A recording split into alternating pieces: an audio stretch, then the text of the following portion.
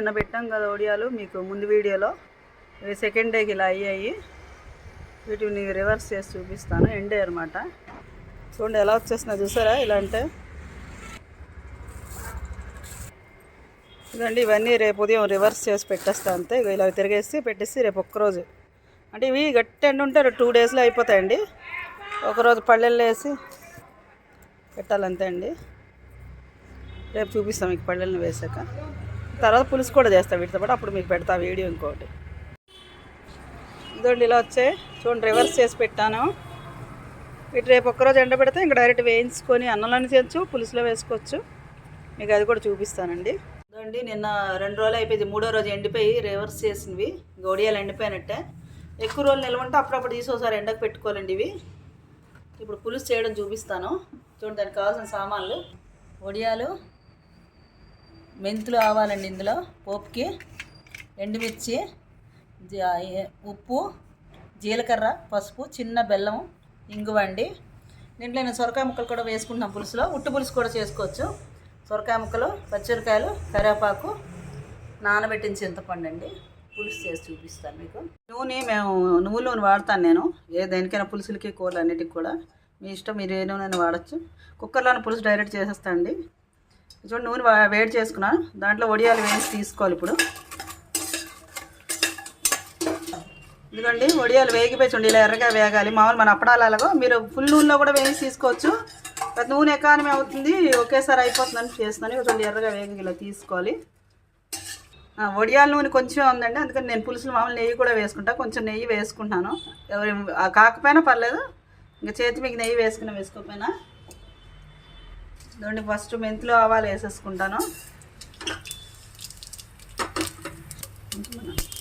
చూడండి ఎండుమిరపకాయలు వేసుకున్నాను. ఆవాలు, మెంతులు, ఎండుమిరపకాయ వేగాకండి ఇంగు వేస్తాను.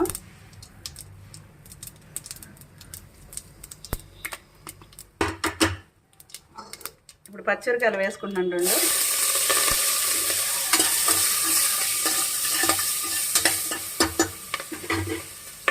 సొరకాయ ముక్కలండి, కరివేపాకు కూడా వేసుకోవచ్చు. దీంతో చాలా ఈజీ అండి ఇది. అంటే కూరకం పులుసు అయిపోతుంది. ఇది ఒక్కటి చేసుకున్నా చాలా 2 అప్పడాలు వేసుకుంటే సరిపోతుంది మీకు. పసుపు, ఉప్పు, జీలకర్ర వేసేస్తున్నాను అండి. ఇవి ఎంతసేపు పట్టమండి పులుసులో, 1/2 గంటలో అయిపోతుంది ఇది. కొంచెం మగ్గాక పులుసు వేద్దాం. ఊరికే మూత పెట్టి మగ్గించుకోవాలండి అంతే అండి. ఇంకా టెంపరీ కుక్కర్ విజిల్ పెట్టట్లేదు, ఊరికే జస్ట్ 1 నిమిషం మగ్గాక మళ్ళీ మూత తీద్దాం. దాన్ని మూత తీసి కలుపుకుందాం. కొంచెం మగ్గి ఉంటాయి, అంటే ఫుల్గా మగ్గిపోకలండి. మీరు కుక్కర్ లేకుండా కూడా చేసుకోవచ్చు డైరెక్ట్, ఇదే ప్రొసీజరు. ఇంకా బెల్లం వేసేస్తున్నానండి.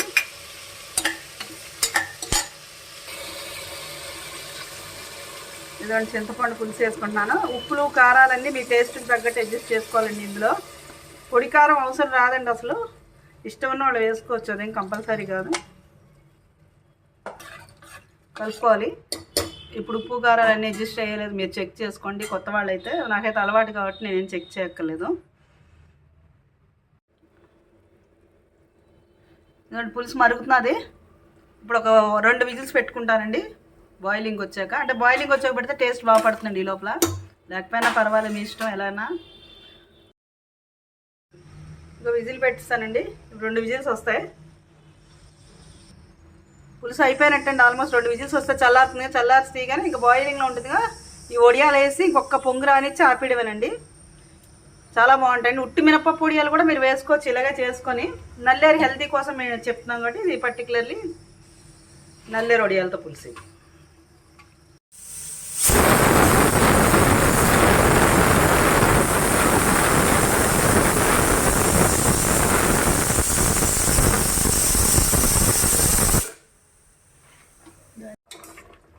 పులుసు మరిగొచ్చింది కానీ ఇంకా ఆపిడమేనండి ఇది.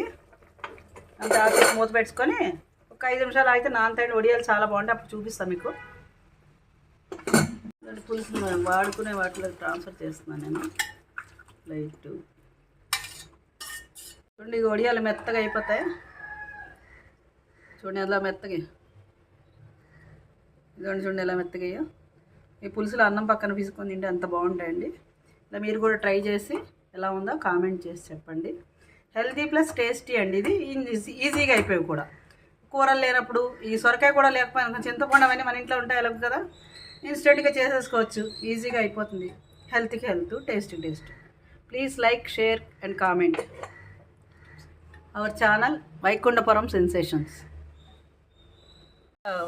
నేను ఒడియాల పులుసు పక్కకి తోటకూర కూర చేస్తున్నానండి. శనగపప్పు, మినపప్పు, మిరపకాయలు, ఇంగువ. సింపుల్ అండి, సింపుల్ తోటకూర ఇవాళ. లేకపోతే ఉల్లిపాయలు, వెల్లుల్లిపాయలు, అల్లం అన్నీ వేసుకోవచ్చు. ఇవాళ సింపుల్ తోటకూర చేస్తున్నాను. ఇది వేగాక మనం తోటకూర వేసుకుందాం. జీలకర్ర, ఉప్పు వేస్తే కూర మగ్గిపోతుందండి. ఇది ఇవాళ చాలా జీలకర్ర వేస్తాను అండి. ఇవన్నీ కూడా చాలా ఈజీ కూరలు అండి. తోటకూర క్లీన్ చేయడం, కట్ చేయడం వరకే. ఉడకడం కూడా మంచిదలా చేస్తారు.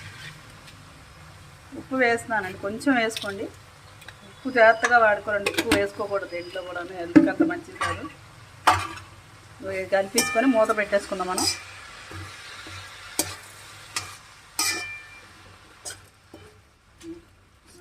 ఉడుకుందామండి ఒకసారి కూరని. అయిపోయినట్టు ఆల్మోస్ట్. కాడ ఉడికితే చెక్ చేస్తాను. ఇంకా కొంచెం అవ్వాలండి, కొంచెం అవ్వాలి. రెడీ అయిపోయింది. ఇప్పుడు దీని పక్కన ఇవాళ ఒడియాల పులుసు చేశాను నేను. చాలా బాగుంటుందండి. మధ్యాహ్నం భోజనంలోకి తోటకూర పొడికూర, సొరకాయ, నల్లేరు ఒడియాల పులుసు అండి ఇది చేశాను. ఈ రెండు చాలా హెల్తీ అండి. మీరు కూడా చేసుకొని తిని ఆనందంగా ఉండాలని కోరుకుంటున్నాం.